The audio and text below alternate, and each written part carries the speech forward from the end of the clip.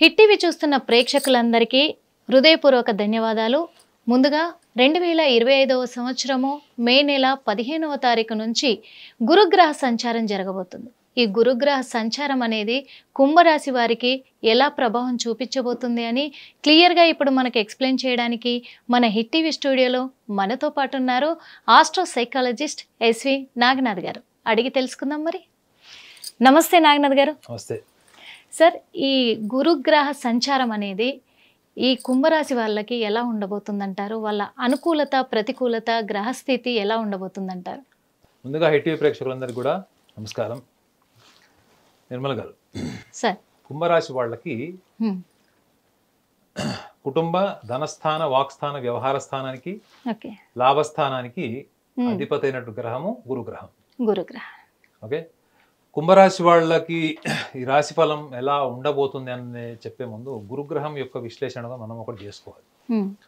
గురువు జీవితంలో ఎప్పుడు కూడా ఎదుగుదల, శ్రమకు తగ్గ ఫలితము, జీవితంలో మనం సిరి సంపదలు కోరుకుంటాం, అత్యున్నతమైనటువంటి జ్ఞానం, అత్యున్నతమైనటువంటి పేరు ప్రఖ్యాతలు, గౌరవము, ఇవన్నీ కోరుకుంటాం. ఈ అత్యున్నతమైనటువంటి స్థాయి కోరుకునే వాళ్ళలో ఎక్కువగా అత్యున్నతము అంటే అర్థం ఏంటి? నార్మల్ ఉంటుంది, ఎక్స్ట్రాడినరీ ఉంటుంది, ఆర్డినరీ టు ఎక్స్ట్రాడినరీ. ఈ ఎక్స్ట్రాడినరీ ఐడెంటిటీ కోరుకునేటువంటి వాళ్ళల్లో ఈ కుంభరాశి వాళ్ళు ఉంటారు. కుంభరాశి వాళ్ళని ఎప్పుడన్నా మీరు చూడండి, మీరు పొగడండి. ఇప్పుడు ఆ కెమెరామెన్ కుంభరాశి అనుకోండి, ఆ కెమెరామెన్కి ఏం చెప్తారు? నాయన నువ్వు చాలా బాగా ఇలా ప్రోగ్రామ్ షూట్ చేసావని చెప్పడం వేరు, అది కాంప్లిమెంట్ కింద తీసుకుంటాడు. ఉన్న మొత్తం 4 కెమెరామెన్ల కంటే నువ్వు బాగా చేసావని చెప్పండి, అది ఇంకా అసలు అది మెస్మరైజింగ్ కాంప్లిమెంట్ కింద తీసుకుంటారు. సో కుంభరాశి వాళ్ళకి డిఫాల్ట్ ఈ డిస్క్రిమినేటివ్ సుపీరియర్ కాంప్లిమెంట్స్ తీసుకునేటువంటి లక్షణం ఉంటుంది. అందులో వీళ్ళకి గురుగ్రహం ఎవరయ్యారు? వీళ్ళకి ధనస్థానానికి వ్యవహార స్థానానికి వాళ్ళ ఐక్యూ, వాళ్ళ ఇంటెలిజెన్స్ కి at the same time business profits, లాభము, వీటికి సంబంధించినటువంటి పోర్ట్ఫోలియో గురుగ్రహాన్ని. మరి వీళ్ళకి మొన్నటి వరకు చతుర్థ భావంలో ఉన్నాడు, కేంద్ర భావంలో ఉన్నాడు, అంటే వృషభంలో ఉన్నాడు, స్థిర రాశిలో ఉన్నాడు. ఇప్పుడు ఉభయంలోకి వెళ్ళిపోతాడు. అంటే వీళ్ళకి ధనస్థానంలో కానీ, లాభస్థానంలో కానీ, కుటుంబ స్థానంలో కానీ గతంలో అంటే గడిచినటువంటి కాలం ఒక 1 year తీసుకుంటే ఏవైతే వీళ్ళు చిరాకులు, ఇబ్బందులు, కుటుంబపరమైనటువంటి మనస్పర్ధలు, ఆర్థిక లావాదేవీలు, ఆ తీసుకున్న నిర్ణయాల్లో ఏమైనా వీళ్ళు తీసుకున్న ఒక రాంగ్ డెసిషన్ వల్ల ఫైనాన్షియల్ మ్యాటర్స్లో ఎక్కడైనా వీళ్ళు స్ట్రక్ అయిపోయారు, వీళ్ళ ఫైనాన్సెస్ ఎక్కడన్నా బ్లాక్ అయిపోయినాయి.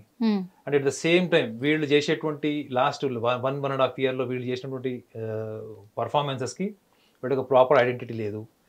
ఒక పొలిటీషియన్ని తీసుకోండి, ఆయన ఒక మంత్రిగా ఉంటాడు, ఆయన ఒక ఎమ్మెల్యేగా ఉంటాడు, ఎంపీగా ఉంటాడు, మంత్రి పదవి రాలేదు, తనకన్నా తక్కువ స్థాయి వాళ్ళకి వచ్చింది, సో తనకు రాలేదు. ఇటువంటి వాటికి అన్నిటికి కూడా వీళ్ళు టాప్ ప్రయారిటీ ఇస్తారు. అంటే మనకన్నా తక్కువ వాళ్ళకి వచ్చింది, మనకన్నా ఎక్కువ వాళ్ళకి రాలేదు, మనకు రాలేదు, ఇలాంటి పోలికలు ఉంటాయి చూడండి.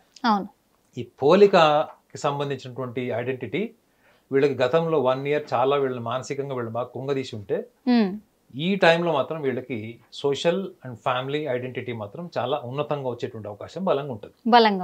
ఎందుకంటే వీళ్ళకి main family and social identity రెండిటికి సంబంధించినటువంటి అనుకూల వాతావరణాన్ని సృష్టించేదే ఇప్పుడు ఈ గురు సంచారం.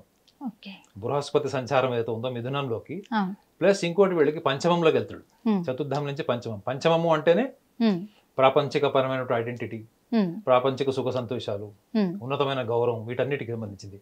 ముఖ్యంగా కుంభరాశిలో ఉన్నవాళ్ళు, ఈ సైంటిఫిక్ రీసెర్చ్ డిపార్ట్మెంట్లో ఉండేవాళ్ళు, స్టూడెంట్స్, స్కాలర్స్ కానీ, ఎవరైనా ప్రొఫెసర్స్ కానీ, వీళ్ళందరికీ కూడా ఈ సంవత్సరం చాలా అత్యున్నతమైన పురస్కారం తగ్గేటువంటి అవకాశం కూడా ఉంటుంది నెక్స్ట్ కమింగ్ 1 yearలో కుంభరాశి వాళ్ళకి. Anything related to the honour, felicitation, garland, ఈ సంవత్సరం వీళ్ళకి దక్కినంతది గత కొంతకాలంలో లేదా కొన్ని సంవత్సరాల నుంచి ఎప్పుడు దక్కనటువంటి ఒక పురస్కారం, గౌరవం వీళ్ళకి దక్కుతుంది. ఎందుకు అంటే వీళ్ళ మనోభావాల్లోనే, కుంభరాశి వాళ్ళ మనోభావాల్లోనే they always wanted to be the top, number 1 పొజిషన్లో ఉండాలి, హైయెస్ట్ పొజిషన్లో ఉండాలి అనేటువంటి లక్షణం ఉంటుంది. మీరు కుంభరాశి వాళ్ళకి ఏదైనా సమస్య చెప్పండి, వాళ్ళకి సంబంధం ఉన్నా లేకపోయినా ఫీల్డ్ మీకు సలహా ఇస్తారు వాళ్ళు. అర్థమైందండి? ఇప్పుడు ఆస్ట్రాలజర్గా మనం మాట్లాడుకుంటే కూడా వాళ్ళకి ఆస్ట్రాలజీ రాకపోయినా కానీ ఇది ఇట్లా చేస్తే బాగుంటుందేమో అట్లా చేస్తే బాగుంటుందేమో అనే క్వశ్చన్ అని వస్తుంది, అదే లేకపోతే సజెషన్ అని ఉంటుంది. సజెషన్. కుంభరాశి వాడిని గుర్తుపెట్టాలంటే first they are good questioners and second thing good advisers, good judges. Okay. So ఇది ముఖ్యంగా ఈ జడ్జి లా డిపార్ట్మెంట్లో ఉంటారు చూడండి, లాయర్స్ కావచ్చు లేకపోతే జడ్జెస్ కావచ్చు, వాళ్ళకి కూడా ఇది చాలా ఉన్నతమైనటువంటి టైం అని కూడా చెప్పచ్చు. అయితే వీళ్ళకి లాభస్థానానికి సంబంధించింది, బిజినెస్కి సంబంధించిన విషయం కూడా మాట్లాడుతున్నాం కాబట్టి వీళ్ళకి బిజినెస్లో ముఖ్యంగా గడిచిన 1 yearలో మాత్రం వీళ్ళకి కొంచెం టఫ్ టైం కింద ఉంటుంది. ఎందుకంటే శనిగ్రహం కూడా వీళ్ళకి రాశిలో ఉన్నాడు, కుంభరాశి వాళ్ళకి అప్పుడు రాశిలో ఉన్నాడు. 30వ తారీఖు మార్చి మాసంలో ధనస్థానంలోకి వెళ్ళాడు. సో కొంత వీళ్ళకి గడిచిన 2.5 సంవత్సరాలతో కంపేర్ చేసుకుంటే ఇప్పుడు వాళ్ళకి లాభస్థానానికి సంబంధించినటువంటి వాళ్ళు చేసినటువంటి పనులు ప్రణాళికలు ఏవైతే ఉన్నాయో వాటిలో వీళ్ళు ప్రణాళికతో చేసినటువంటిది నిజాయితీగా కష్టపడిన వాటికి మాత్రమే రిజల్ట్స్ వస్తాయి మేడం. ఓకే, అర్థమైందండి. వీళ్ళ ఇంటెలిజెన్స్ కాంట్రిబ్యూషన్ లేనివి, వీళ్ళు చిత్తశుద్ధితో చేయని వాటికి మాత్రం వీళ్ళకి ఫలితాలు రావు. ఎందుకు అంటే శనిగ్రహము ఎప్పుడు కూడా తన ఉన్నటువంటి కాలంలో ముఖ్యంగా ఏలినాటి శని టైంలో ఆ 2.5 ఏలినాటి శని మొత్తం 7.5 సంవత్సరాలు అంటే ఆ 2.5 సంవత్సరాలు కుంభరాశిలో ఉంటాడు కాబట్టి, వెళ్ళిపోయాడు కాబట్టి కుంభరాశి నుండి మకరంలో 2.5 సంవత్సరాలు ఉన్నాడు కాబట్టి ఈ 2.5 years నెక్స్ట్ ఇప్పుడు ధనస్థానంలోకి వచ్చాడు. సో కాబట్టి ఈ వీళ్ళ తెలివితేటలు సామర్థ్యం ఎంతైతే వాడారో వాటికి సంబంధించిన ఫలితాలు వీళ్ళు మర్చిపోయి ఉంటారు ఎప్పుడు. కానీ ఆ ఫలితాలు కూడా వాళ్ళకి ఇప్పుడు అనుకూలమైనటువంటి దశ రావడానికి మాత్రం ఇప్పుడు ఏదైతే ఇప్పుడు గురు సంచారం జరుగుతుందో వీటికి మాత్రం అద్భుతమైన టైం అని చెప్పొచ్చు. అద్భుతమైన టైం అని చెప్పారు. వాళ్ళు కూడా హ్యాపీగా ఫీల్ అవుతుంటారు మా హిట్ టీవీ ప్రేక్షకులు ప్రత్యేకంగా. కానీ ఇంకొక విషయం కూడా చెప్పాలంటే మే మాసం యొక్క అద్భుతం కూడా చెప్పాలి వాళ్ళకి. కుంభరాశిలోకి రాహు కూడా ప్రవేశిస్తాడు 21వ తారీఖు. ఈ రాహు ప్రవేశం కుంభరాశిలో అత్యున్నతమైన చాలా చాలా సఫిస్టికేటెడ్ ప్లేస్మెంట్ ఫర్ రాహు. అందరూ ఏమనుకుంటారు వృషభ రాశిలో రాహు ఉచ్చ కాబట్టి వృషభ రాశిలోనే అద్భుతమైన ఫలితాలు ఇస్తాడు అనుకుంటారు. కానీ కుంభరాశిలో రాహువే చాలా పవర్ఫుల్, కేతువు సింహరాశిలో కూడా చాలా పవర్ఫుల్ వృశ్చికం కంటే. కాబట్టి ఇది వాళ్ళకి గతంలో వీళ్ళకి ఎన్ని అంటే ముఖ్యంగా ఈ కోర్టు లావాదేవీలు చాలా మంది చెప్తుంటారు వాళ్ళకి నరఘోష ఉంది, వాళ్ళకి బ్లాక్ మ్యాజిక్ చేశారు, వాళ్ళకి చేతబడి చేశారు, ఇట్లాంటివి చెప్పి చాలా మంది కూడా వాళ్ళ ఆరోగ్య సమస్యలు లేదా వాళ్ళకి ఆర్థిక పరమైన నష్టాలు, పూర్తిగా ఆర్థికంగా కృంగిపోయిన వాళ్ళు ఉంటారు చూడండి. ఒక టాప్ పొజిషన్ నుంచి మొత్తం బాటమ్ స్టేజ్కి వచ్చేసిన వాళ్ళు, వాళ్ళందరికీ కూడా ఇది అనుకూల దశ. ముఖ్యంగా మే ఎండింగ్ నుంచి వీళ్ళకి ఆ ఫ్రూట్స్ గ్రాడ్యువల్ గా కనిపిస్తాయి వాళ్ళకి. ఇంకొకటి ఏంటంటే మరి ఈ రాశి వాళ్ళలో చాలా మంది సామాన్యులు కూడా ఉంటారు, వీళ్ళ గురించి కూడా చాలా చక్కగా విశ్లేషించారు. కానీ వీళ్ళు కర్మఫలాలని అనుసరించడం అనేది సాధ్యమే అంటారా? సాధ్యమే మేడం. ఎందుకంటే సామాన్యుడికి తెలియని విషయం ఏంటంటే వాళ్ళ జాతకంలో వాళ్ళు ప్రతి చిన్న విషయాన్ని కూడా ఏమనుకుంటారంటే మన టైం బాగాలేదు, మనం ఏం ప్రయత్నం చేసినా రాదు. ఇప్పుడు నాకు ఏలినాటి శని నడుస్తుంది, కుంభరాశి వాళ్ళకి ఇప్పుడు ఏలినాటి శని నడుస్తుంది, కుంభం మీనం మేషం వాళ్ళకి నడుస్తుంది. సో కాబట్టి ఈ ఏలినాటి శని వల్ల నాకు ఏది కలిసి రాదు, ఒక సామాన్యుడు థింకింగ్, ఏది కలిసి రాదు. ప్లస్ ఇప్పుడు రాహు సంచారం కూడా జరుగుతుంది నెక్స్ట్. కాబట్టి నాకు గ్రహాలన్నీ కూడా నాకు రాశిలో రాహు వస్తాడు, ఆల్రెడీ ధనస్థానంలో శని ఉన్నాడు, సో నాకు అంత ప్రతికూలంగానే ఉంటుంది అనేటువంటిది సామాన్యుడు థింకింగ్ అది. కానీ జ్యోతిష శాస్త్రంలో ఈ 7 గ్రహాల యొక్క భావాలు, 7 గ్రహాల యొక్క లక్షణాలని ప్రతి ఒక్క జాతకంలో విశ్లేషించినప్పుడు ప్రతి గ్రహానికి ఒక నిర్దిష్టమైనటువంటి లక్షణం ఇచ్చారు.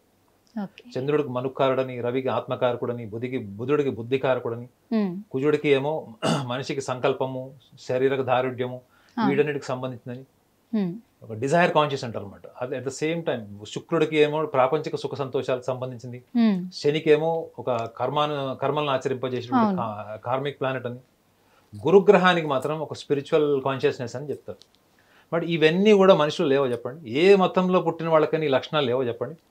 కోరికలు లేవా, భావోద్వేగాలు లేవా, బుద్ధి లేదా, అన్నీ ఉన్నాయి కదా.